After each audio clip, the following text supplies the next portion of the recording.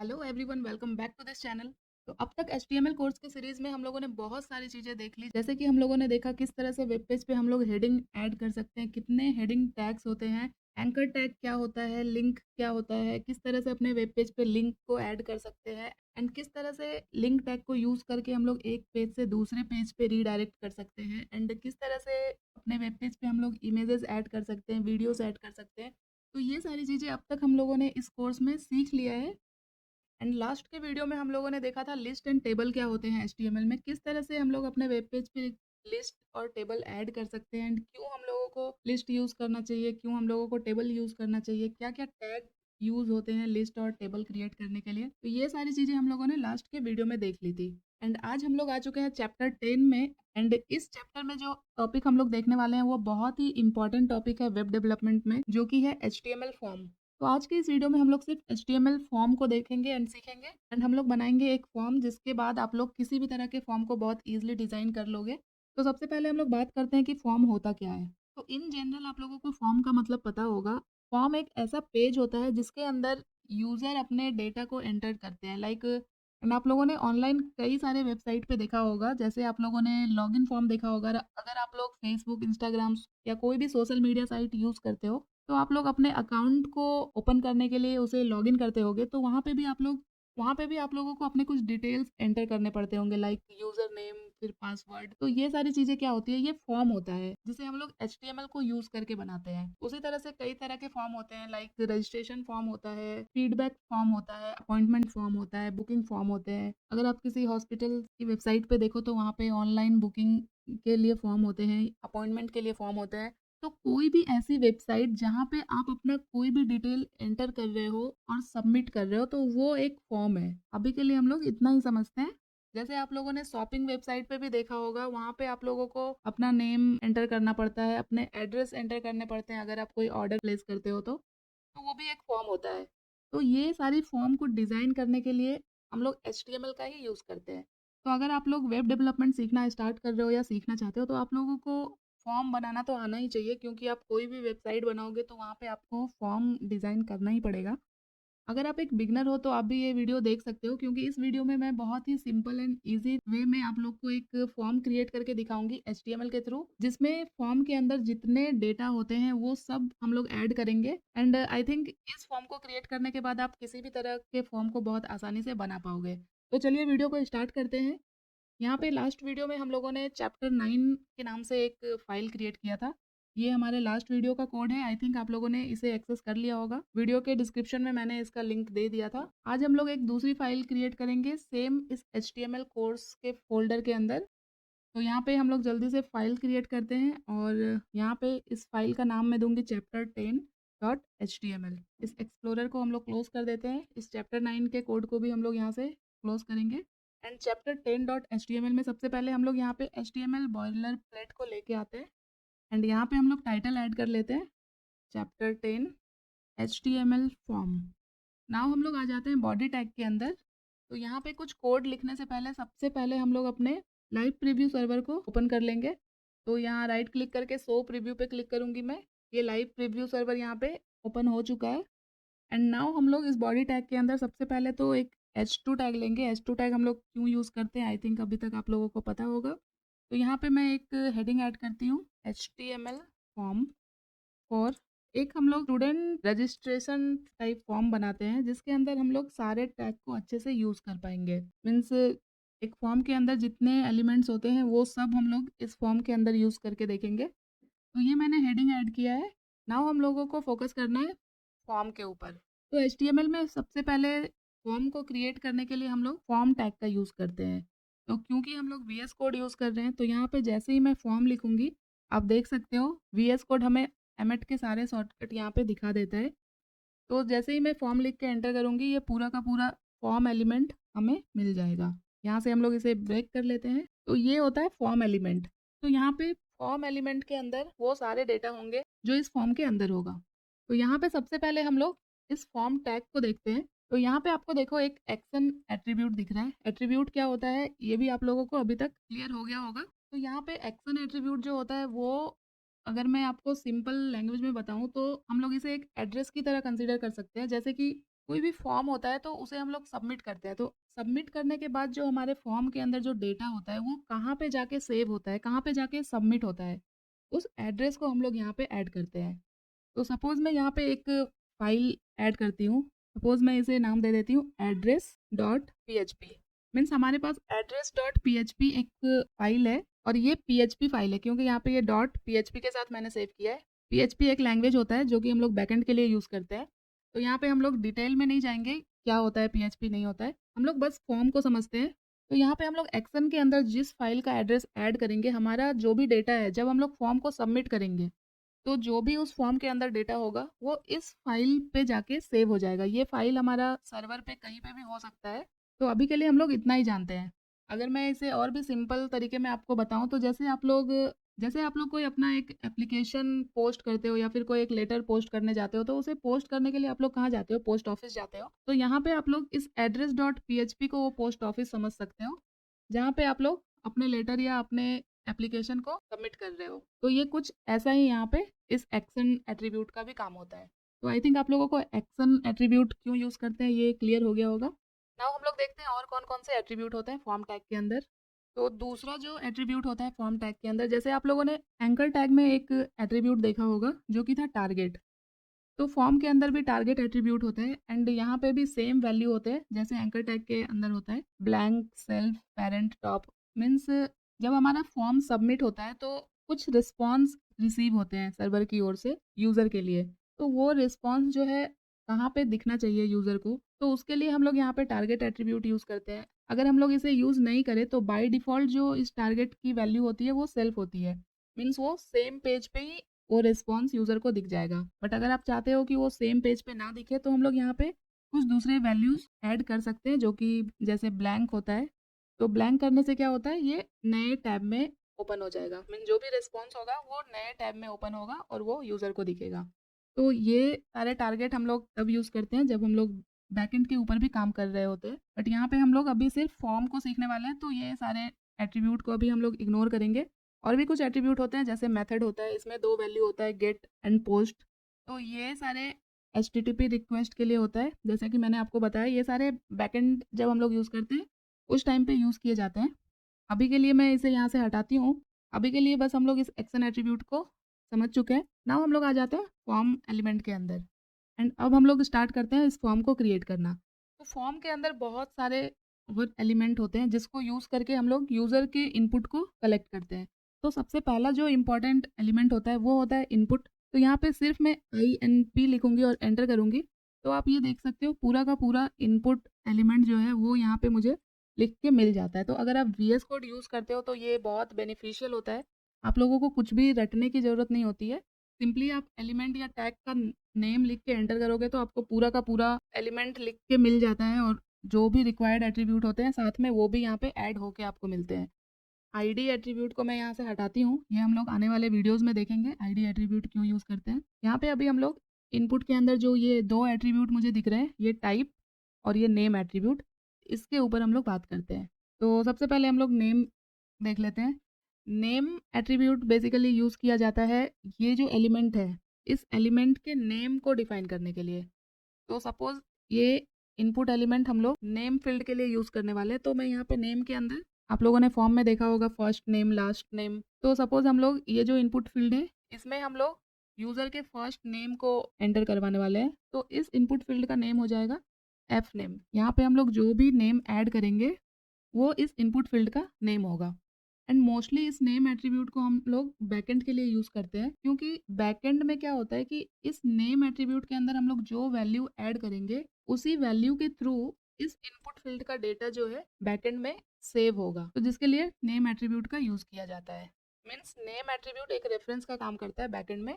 जैसे यहाँ पे मैंने नेम के अंदर एफ नेम एक वैल्यू ऐड किया है तो बैकएंड पे जैसे हमारा एक डेटाबेस बना हुआ है तो उसमें एफ नेम का एक कॉलम होगा एंड उस कॉलम में वही डेटा ऐड होंगे जो इस इनपुट फील्ड में ऐड किए जाएंगे। जैसे यहाँ पे मैंने 1 ऐड किया और सबमिट किया तो वो एफ नेम की जो भी कॉलम होगी उसके अंदर जाके ये 1 सेव हो जाएगा। अगर सेकेंड टाइम कोई दूसरा यूजर इधर 20 ऐड करेगा तो क्या होगा, ये 20 सेम इसी कॉलम में जाके ऐड होगा जिसका कॉलम हेडिंग क्या होगा, एफ नेम। तो नेम एट्रीब्यूट हम लोग मोस्टली बैकएंड पर्पस के लिए यूज़ करते हैं। नाउ हम लोग देखते हैं इस टाइप एट्रीब्यूट को, जो कि बहुत इंपॉर्टेंट होता है। ये डिफाइन करता है इनपुट के टाइप को।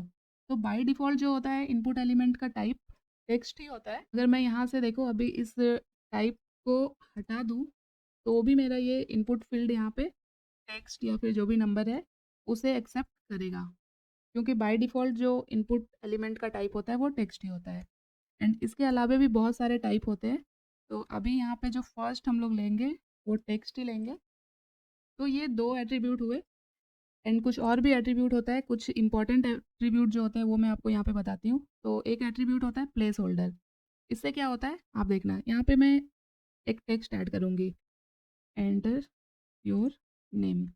इस कोड को मैं वर्ड रैप करती हूँ और कोड को थोड़ा छोटा कर लेते हैं। तो यहाँ पे आप देख सकते हो प्लेस होल्डर में मैंने लिखा enter your name, enter your name लिख के आ रहा है। तो प्लेस होल्डर का मतलब ये होता है कि प्लेस होल्डर के अंदर जो भी आप टेक्स्ट ऐड करोगे वो आपके उस इनपुट फील्ड में लिख के आ जाएगा। एंड जैसे ही आप वहाँ पे कुछ डेटा एंटर करोगे तो ये टेक्स्ट यहाँ से चला जाएगा। तो प्लेस होल्डर हम लोग यूज़ करते हैं फॉर्म को रीडेबल बनाने के लिए। मीन्स अगर कोई भी यूज़र इसे देखेगा तो उसे इस फील्ड को देखते ही समझ में आ जाएगा कि यहाँ पे मुझे अपना नाम एंटर करना है। इसी तरह से यहाँ पे हम लोग एक दूसरा इनपुट फील्ड बनाएंगे। तो इस पूरे लाइन को मुझे कॉपी करना है। तो क्या करेंगे हम लोग, यहाँ पे कर्सर को रखना है और अब मैं प्रेस कर रही हूँ शिफ्ट अल्ट और डाउन एरो। तो ये देख सकते हो आप, ये लाइन कॉपी हो गया है।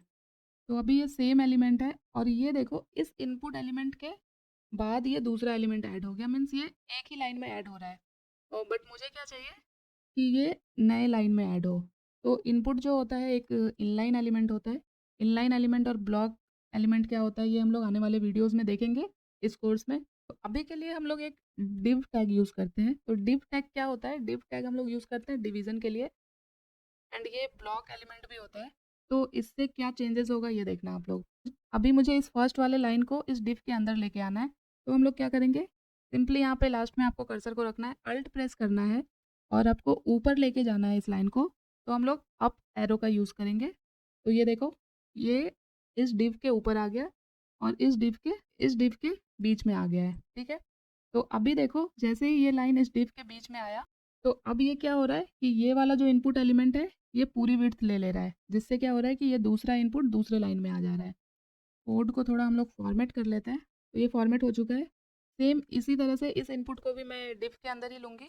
तो अगेन एक डिव यहाँ पे हम लोग क्रिएट कर लेते हैं और इस इनपुट को भी हम लोग अल्ट प्रेस करेंगे, अप एरो, और ये आ गया इस डिव के अंदर। इसे थोड़ा सेपरेट कर लेते हैं ताकि कोड थोड़ा क्लियर हो जाए। एंड अभी यहाँ पे आप लोग देख सकते हो कि ये जो दोनों इनपुट बॉक्स है ये बिल्कुल एक दूसरे से चिपक गए हैं। तो उसे CSS यूज़ करके हम लोग सही कर सकते हैं, बट यहाँ पे हम लोग सिर्फ HTML सीख रहे हैं तो अभी हम लोग CSS पे नहीं आते हैं। तो फिलहाल के लिए मैं यहाँ पे BR टैग का यूज़ करूँगी, जो कि होता है ब्रेक लाइन के लिए। तो इस दोनों डिव के बीच में मैंने एक BR टैग यूज़ किया। तो अभी देखो इस फर्स्ट वाले इनपुट के बाद एक ब्रेक लाइन ऐड हो गया, जिसकी वजह से इस दोनों इनपुट के बीच में स्पेस आ गया। तो ये तो हो गई। तो ये तो हो गई टाइम पास की बातें। अब हम लोग आते हैं फॉर्म के ऊपर।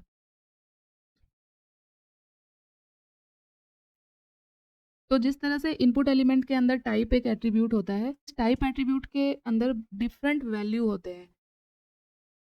यहाँ पे मैं पूरे इस इनपुट एलिमेंट को अभी हटाती हूँ और यहाँ पे हम लोग फिर से लिखते हैं INP। तो यहाँ पे देखो INP लिखने के बाद यहाँ पे इतने सारे एमेट के एब्रीविएशन दिख रहे होंगे।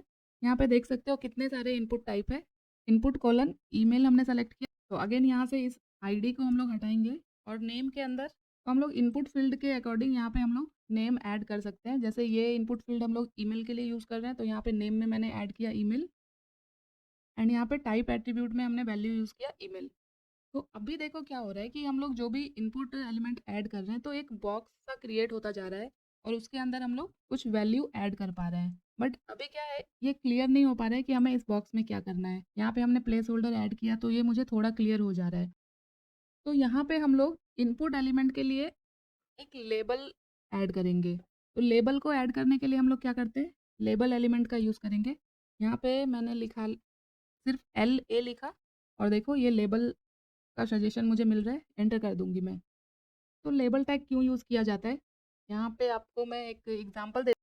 जैसे आप किसी शॉपिंग मॉल में गए एंड आपको सपोज़ एक टी-शर्ट लेना है, आपके सामने मल्टीपल टी-शर्ट लगे हुए हैं, तो आप लोग क्या करते हो, सिर्फ़ उसे टी-शर्ट को देख के आपको ये पता नहीं चलता है कि वो किस ब्रांड का टी-शर्ट है या ये वो किस साइज़ का है। तो आप लोग क्या करते हो, वहाँ जाके आप लोग चेक करते हो कि उस पे क्या ब्रांड लिखा हुआ है, क्या साइज़ लिखा हुआ है। तो वो देखने के बाद हमें पता चलता है अच्छा ये टी-शर्ट इस ब्रांड का है। तो उसी तरह से इनपुट एलिमेंट के लिए हम लोग लेबल यूज़ करते हैं। यहाँ पे देखो, ये लेबल एलिमेंट है। अभी ये जो हमारा फर्स्ट इनपुट फ़ील्ड है, ये अभी हमें पता ही नहीं चल रहा है। अगर मैं यहाँ से इस प्लेस होल्डर को हटा दूँ, तो अभी मुझे ये पता ही नहीं चल रहा है कि ये इनपुट फ़ील्ड में हमें करना क्या है। मैंने तो ये बना दिया है कि मुझे यहाँ पे नेम एंटर करना है, ये मुझे पता है। बट अगर आप या कोई यूज़र इस फॉर्म को देखेगा तो उसे तो ये पता ही नहीं चलेगा कि यहाँ पे मुझे अपना नाम लिखना है या फिर मुझे यहाँ पे अपना फ़ोन नंबर लिखना है। तो उसके लिए हम लोग क्या करते हैं, एक लेबल यूज़ करते हैं। तो यहाँ पे लेबल में मैं ऐड करूँगी फर्स्ट नेम, कुछ इस तरह से।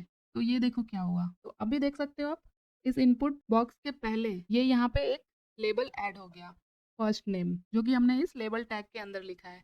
तो इससे क्लियर हो रहा है कि ये जो इनपुट बॉक्स है, यहाँ पे मुझे अपना फर्स्ट नेम ऐड करना है। ठीक है? आई होप मेरे एग्जाम्पल आप लोगों को समझ में आए होंगे। तो ये होता है लेबल टैग का काम। एंड लेबल के अंदर भी कुछ एट्रीब्यूट होते हैं। यहाँ पे देखो, एक फॉर एट्रीब्यूट है। फॉर का मतलब क्या है कि ये जो लेबल है, ये हम लोग किसके लिए यूज़ कर रहे हैं, तो उसके लिए यहाँ पे फॉर एट्रीब्यूट दिया जाता है। एंड इस फॉर के अंदर हम लोग क्या करेंगे, जो भी इस इनपुट फील्ड का नेम है उसे ऐड करते हैं हम लोग। तो ये लेबल हम लोग यूज़ कर रहे हैं इसके लिए, उस एलिमेंट के लिए जिसका नेम है एफ नेम। ठीक है? तो आई थिंक ये क्लियर हो गया। सेम इसी तरह से अभी मैं इस पूरे डिव को एक बार कॉपी करती हूँ। तो इसे पूरा सेलेक्ट करेंगे हम लोग, shift alt down arrow add किया मैंने। एंड इस डिव के बाद एक और बी आर टैग यूज़ करेंगे, जिससे क्या होगा, स्पेस ऐड हो जाएगा। तो ये पहला वाला जो इनपुट फील्ड है, ये फर्स्ट नेम के लिए है। एंड ये जो दूसरा वाला हम लोग बनाएंगे, ये हम लोग लास्ट नेम के लिए ऐड करेंगे। और यहाँ पे नेम की जगह हम लोग एफ नेम की जगह एल नेम करते हैं। और यहाँ पे 4 में भी हम लोगों को एल नेम ऐड करना होगा। तो ये देख सकते हो, अभी ये हमारा एक फॉर्म की तरह दिख रहा होगा। सेम इसी तरह से हम लोग इस ईमेल फील्ड में भी एक लेबल ऐड कर देंगे।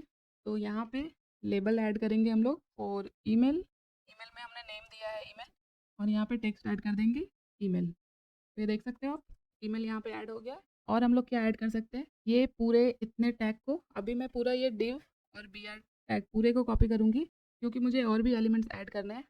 यहाँ पे देखो, हमने इनपुट टाइप टेक्स्ट देखा, हमने इनपुट टाइप ईमेल देखा, और कितने टाइप होते हैं और देखते हैं हम लोग। एक होता है TEL, तो ये होता है टेलीफोन। यहाँ से इस प्लेस होल्डर को हटाती हूँ मैं। अभी हम लोग लेबल ऐड कर रहे हैं, ये प्लेस होल्डर मैंने आप लोगों को बताने के लिए किया। अगर इस तरह से आप लोगों को ऐड करना है तो कर सकते हो, मैं यहाँ से अभी हटा दे रही हूँ। एंड यहाँ पे हम लोग TEL के अंदर हम लोग नेम को चेंज कर लेते हैं, टेलीफ़ोन। कभी-कभी क्या होता है, फॉर्म में हम लोगों को अपने मोबाइल नंबर भी ऐड करने होते हैं, तो उसके लिए हम लोग इनपुट टाइप TEL यूज़ कर सकते हैं, जो कि होता है टेलीफ़ोन के लिए। एंड लेबल को हम लोग यहाँ पे चेंज करेंगे। तो सबसे पहले तो इसमें 4 में हम लोग एलिमेंट के नेम को ऐड करेंगे। एंड यहाँ पे हम लोग ऐड कर देते हैं फ़ोन। अगेन यहाँ पे मैं टाइप ही कर लेती हूँ, BR टैग लिया मैंने, एक डिव लिया। एंड इस डिव के अंदर हम लोग सबसे पहले लेबल लेंगे। एंड लेबल से पहले हम लोग इनपुट एलिमेंट सेलेक्ट करेंगे। तो यहाँ पे आप सिर्फ INP लिख के देख सकते हो कि कितने सारे इनपुट टाइप आपको यहाँ पे दिख जाएंगे। तो एक होता है इनपुट डेट, ये डेट सेलेक्ट करते हैं हम लोग और इसमें देखते हैं क्या होता है। तो यहाँ पे देखो, जैसे ही input element type date select किया हमने, तो यहाँ पे पूरा का पूरा कैलेंडर आपको यहाँ पे दिख जाएगा। तो ये हम लोग किसके लिए यूज़ कर सकते हैं, यहाँ पे हम लोग स्टूडेंट के डेट ऑफ बर्थ के लिए हम लोग इस डेट एट्रीब्यूट को यूज़ कर सकते हैं। तो यहाँ पे लेबल में मैं टेक्स्ट ऐड करती हूँ, DOB, जो कि होता है डेट ऑफ बर्थ। एंड यहाँ पे नेम में हम लोग ऐड कर देंगे बर्थ। 4 में यहाँ पे सेम हम लोगों ने जो नेम में ऐड किया है वो हम लोग यहाँ पे ऐड कर सकते हैं। अभी के लिए हम लोग रहने देते हैं, तो ये हम लोग को रिक्वायर होता है जब हम लोग बैकएंड पे काम करते हैं, तब हमें इन सारी चीज़ों का ध्यान रखना होता है। अभी के लिए मैंने आप लोगों को बताया कि 4 में हम लोग उस एलिमेंट के नेम को ऐड करेंगे जिसके लिए हम लोग लेबल ऐड कर रहे हैं। तो यहाँ पे बर्थ के लिए ऐड कर रहे हैं, तो यहाँ पे आप लोग बर्थ ऐड कर लेना। यहाँ से ID को हम लोग फिलहाल के लिए इग्नोर करेंगे। नेक्स्ट अगेन मैं एक BR टैग लेती हूँ, अगेन एक डिव लेते हैं और इसके अंदर हम लोग देखते हैं और कौन कौन से इनपुट एलिमेंट है यहाँ पे। तो डेट यूज़ किया हमने, टेक्स्ट यूज़ किया, ईमेल यूज़ किया। एक और होता है, यहाँ पे मैं INP लिखूँगी और टाइप में मैं यहाँ पे ऐड करूँगी पासवर्ड। तो इससे क्या होता है, ये मैं दिखाती हूँ आपको। नेम में ऐड कर देते हैं पास, एंड यहाँ पे भी आप लोग एक लेबल ऐड कर सकते हो, पासवर्ड। तो अभी देखो यहाँ पे पासवर्ड के अंदर मैं कुछ भी टाइप कर रही हूँ तो ये देखो विजिबल नहीं हो रहा है। अगर आप लोग फेसबुक, इंस्टाग्राम वगैरह लॉगिन करते हो तो वहाँ पे देखते हो, जब आप लोग अपना पासवर्ड एंटर कर रहे होते हो तो आप लोगों का जो पासवर्ड है वो विजिबल नहीं होता है। तो वो कैसे होता है, वो इस HTML एलिमेंट को यूज़ करके ही किया जाता है, जहाँ पे हम लोगों को टाइप एट्रीब्यूट में वैल्यू ऐड करना होता है, पासवर्ड। नेक्स्ट हम लोग देखते हैं और कौन सा इनपुट एलिमेंट है। तो अगेन मैंने डिव लिया और यहाँ पे एंड यहाँ पे हम लोग सिंपली इनपुट को सेलेक्ट करते हैं, और अब हम लोग यहाँ पे देखते हैं check box, input type check box क्या होता है। तो अभी देखो इनपुट टाइप चेक बॉक्स किया मैंने, तो यहाँ पे देख सकते हो एक बॉक्स बन के आ गया। अब अगर हम इस बॉक्स पे क्लिक करेंगे तो ये चेक हो जाएगा। तो इसके लिए भी हम लोग एक लेबल ऐड कर सकते हैं। अगर यहाँ पे मैं लेबल ऐड कर दूँ, चेक बॉक्स के लिए हम लोग लेबल ऐड करते हैं। सपोज मैं करती हूँ प्लीज चेक। का बहुत सारे इंस्टॉलेशन के टाइम भी आप लोगों ने देखा होगा कि फाइनल कंफर्मेशन के लिए आपको एक टर्म एंड कंडीशन जो होते हैं उसे चेक करना पड़ता है। तो कुछ उस तरह का ही ये होता है चेक बॉक्स। अभी यहाँ पे हम लोग चेक कर सकते हैं। एंड इस इनपुट एलिमेंट में एक और एट्रीब्यूट होता है, जैसे कभी कभी क्या होता है कि किसी फील्ड में हम लोग चाहते हैं कि ये हमारा चेक ही रहे ऑलरेडी, तो एक एट्रीब्यूट होता है चेक। अगर हम यहाँ पे इस चेक एट्रीब्यूट को ऐड कर दें तो ये ऑलरेडी यहाँ पे चेक्ड हो जाएगा। इसे आप लोग दोबारा से क्लिक करके अनचेक कर सकते हो, बट बाय डिफ़ॉल्ट ये चेक्ड ही रहेगा, ठीक है। तो अभी इस डेट ऑफ बर्थ के बाद मैं यहाँ पे एक और BR टैग ऐड करूँगी, और इसके बाद एक डिव लेंगे। एंड यहाँ पे हम लोग फॉर्म एलिमेंट का एक और इम्पॉर्टेंट एलिमेंट देखेंगे जो कि होता है टेक्स्ट एरिया। कभी कभी आप लोगों ने किसी वेबसाइट पे देखा होगा कि एक बॉक्स सा क्रिएट होके आता है जिसके अंदर आप लोग अपने मैसेज को ऐड कर सकते हो, कुछ इस तरह का। एंड यहाँ पे हम लोग इसे इस तरह से स्क्रॉल करके इसके साइज को हम लोग इंक्रीज या डिक्रीज भी कर सकते हैं। तो इस टेक्स्ट एरिया के अंदर भी बहुत सारे एट्रीब्यूट होते हैं, तो यहाँ पे भी हम लोग लेबल ऐड कर सकते हैं। तो यहाँ पे लेबल ऐड करूँगी मैं, एंड यहाँ पे ये लेबल हम लोग क्या ऐड करेंगे, यहाँ पे सपोज मैं लिख देती हूँ मैसेज, या फिर मैं लिखती हूँ फीडबैक। एंड इसमें कुछ एट्रीब्यूट्स होते हैं, तो यहाँ पे ये देखो कॉल्स एंड रोज। तो ये क्लियर हो रहा होगा आपको कि ये कॉलम है, ये रो है। तो इसका मतलब है कि ये जो टेक्स्ट एरिया है इसके अंदर 30 कॉलम होंगे और 10 रो होंगे। इसे आप लोग अपने नीड के अकॉर्डिंग चेंज कर सकते हो। 10 रो की जगह अगर मैं यहाँ पे 20 रो कर दूँ तो ये देख सकते हो इस टेक्स्ट एरिया का जो हाइट है वो इंक्रीज हो जाएगा। तो ये भी एक इम्पॉर्टेंट एलिमेंट होता है फॉर्म के अंदर, जिसे हम लोग को अपने फॉर्म में ऐड करना चाहिए। अभी यहाँ पे कुछ और भी टाइप एट्रीब्यूट्स होते हैं, जैसे मैं इस पूरे कोड को कॉपी करती हूँ, एंड इस टिप के बाद हमने ब्रेक लाइन मिस किया तो BR टैग ऐड कर लेते हैं। तो यहाँ पे हमने इनपुट टाइप चेक बॉक्स देखा था, उसी तरह से एक रेडियो टाइप भी होता है। तो इसमें क्या होता है, यहाँ पे मैं टाइप के अंदर ऐड कर रही हूँ रेडियो, एंड ये चेक एट्रीब्यूट को यहाँ से मैं हटाती हूँ। यहाँ पे लेबल को मैं चेंज करती हूँ।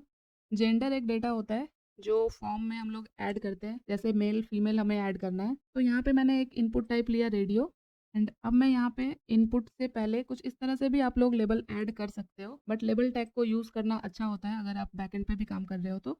एंड यहाँ पे देखो मैंने कुछ इस तरह से इनपुट एलिमेंट के आगे ऐड कर दिया टेक्स्ट मेल। तो यहाँ पे देखो इस रेडियो बटन के आगे मेल लिख के आ गया है। सेम यहाँ पे एक और हम लोगों को रेडियो बटन बनाना है, तो यहाँ पे मैं लिखूंगी फीमेल, और अगेन हम लोग एक इनपुट लेंगे और टाइप में हम लोग ऐड करेंगे रेडियो। एंड यहाँ से हम लोग ये आईडी को हटाते हैं। तो यहाँ पे देखो जब हम इस मेल बटन पे क्लिक करेंगे तो ये सेलेक्ट हो जाएगा, फीमेल पे क्लिक कर रहे हैं तो ये सेलेक्ट हो जा रहा है। बट ये हम लोगों को क्या चाहिए कि एट ए टाइम हम या तो मेल सेलेक्ट कर सकते हैं या फीमेल सेलेक्ट कर सकते हैं। तो अभी क्या हो रहा है, ये दोनों सेलेक्ट हो जा रहा है। तो इसके लिए हम लोगों को क्या करना होगा कि ये जो हमने पहला इनपुट एलिमेंट लिया है, तो यहाँ पे हम लोग क्या करते हैं, नेम में हमें ऐड करना पड़ता है। जैसे मैंने फर्स्ट वाले में नेम ऐड किया जेंडर, तो सेकंड वाले में भी मुझे सेम नेम ऐड करना होगा। तो अभी देखते हैं हम लोग, ये देखो ये हमने मेल पे सेलेक्ट किया, अभी हम लोग यहाँ पे करते हैं। तो ये देखो जब ये सेलेक्ट हो रहा है तो ये अनसेलेक्ट हो जा रहा है, और जब ये सेलेक्ट हो रहा है तो ये अनसेलेक्ट हो जा रहा है। तो अगर सेम ही नाम हम लोग दो इनपुट एलिमेंट में ऐड कर रहे हैं तो एट ए टाइम हम लोग एक ही एलिमेंट को सेलेक्ट कर सकते हैं।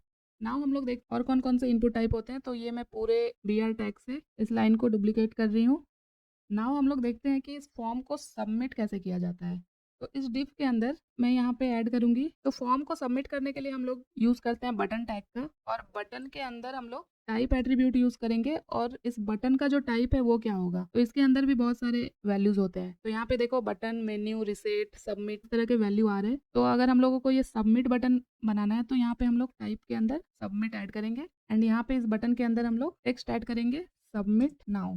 इसी तरह से अगर सेम इसी डिव के अंदर मैं एक और बटन लूँ और यहाँ पे मैं टाइप एट्रीब्यूट ऐड करूंगी और इसके अंदर हम लोग वैल्यू ऐड करेंगे रिसेट। तो इससे क्या होगा, जैसे मैंने यहाँ पे टेक्स्ट एरिया में कुछ मैसेज ऐड कर दिया, यहाँ पे मैंने कुछ पासवर्ड ऐड कर दिए, यहाँ पे कुछ फ़ोन नंबर ऐड किया।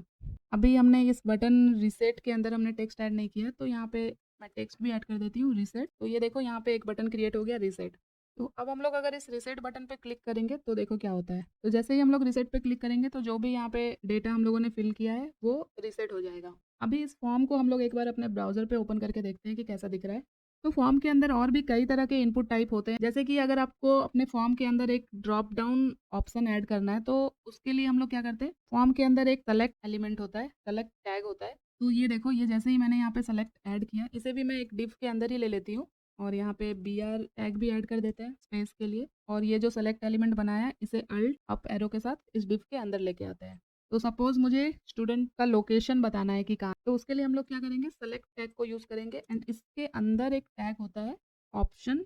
एंड इस ऑप्शन के अंदर जैसे हम लोग कुछ स्टेट सेलेक्ट करते हैं, जैसे सपोज मैं लिखती हूँ गोवा, एंड जितने ऑप्शन आप चाहे इस सेलेक्ट एलिमेंट के अंदर ऐड कर सकते हैं। यहाँ मैं लिख देती हूँ महाराष्ट्र। और क्या क्या स्टेट होते हैं, सपोज मैं लिखती हूँ बिहार। तो मैंने कुछ स्टेट लिखा है इस तरह से रैंडम। तो अभी हम लोग देखते हैं यहाँ पे क्या हो रहा है। तो ये आप देखो सबसे बॉटम में फर्स्ट में जो हमने ऑप्शन लिखा है ये यहाँ पे हमें विजिबल हो रहा है, और ये जो बाकी के जो हमने स्टेट ऐड किए हैं वो हमें कब दिखेगा, जब हम इस ड्रॉप डाउन आइकन पे क्लिक करेंगे। तो जैसे ही हम यहाँ पे क्लिक करेंगे तो अब हम लोग यहाँ पे जो भी हमारा स्टेट होगा, जो भी स्टूडेंट का स्टेट होगा, वो इस तरह से यहाँ पे सेलेक्ट कर सकता है। तो ये होता है सेलेक्ट एलिमेंट। यहाँ पे भी हम लोग लेबल ऐड कर सकते हैं, तो मैं यहाँ पे लेबल ऐड कर देती हूँ और इसके अंदर मैं टेक्स्ट ऐड करती हूँ सेलेक्ट स्टेट। तो ये देख सकते हो आप, यहाँ पे ये लेबल ऐड हो गया है एंड यहाँ पे आप देख सकते हो स्टार्टिंग में हमें यहाँ पे वही ऑप्शन डिस्प्ले होगा जो हमने फर्स्ट में ऐड किया है। बट अगर हम लोग चाहे तो इसके ऑर्डर को हम लोग यहाँ पे चेंज कर सकते हैं। उसके लिए कुछ एट्रीब्यूट होता है, जैसे अभी यहाँ पे फर्स्ट में हमने सेलेक्ट किया है गोवा, तो मैं चाहती हूँ कि फर्स्ट में ये महाराष्ट्र दिखे मुझे, तो उसके लिए एक एट्रीब्यूट होता है, जैसे मैं यहाँ पे वो एट्रीब्यूट होता है सेलेक्टेड। तो अभी मैंने यहाँ पे सेलेक्टेड एट्रीब्यूट ऐड किया महाराष्ट्र में, तो अब क्या होगा, ये जो महाराष्ट्र है ये टॉप पे लिख के आएगा। एंड सेलेक्ट एलिमेंट के अंदर भी कुछ एट्रीब्यूट होते हैं, तो यहाँ पे एक एट्रीब्यूट होता है सेलेक्ट एलिमेंट के अंदर जो कि होता है साइज। तो अगर मैं यहाँ पे साइज के अंदर ऐड करूँ 2, तो आप देख सकते हो यहाँ पे 2 ऑप्शन अब मुझे दिख रहे हैं। ठीक है, डाउन एरो पे क्लिक करूँ तो ये इस तरह से स्क्रॉल होता रहेगा जितने भी ऑप्शन इसके अंदर होंगे।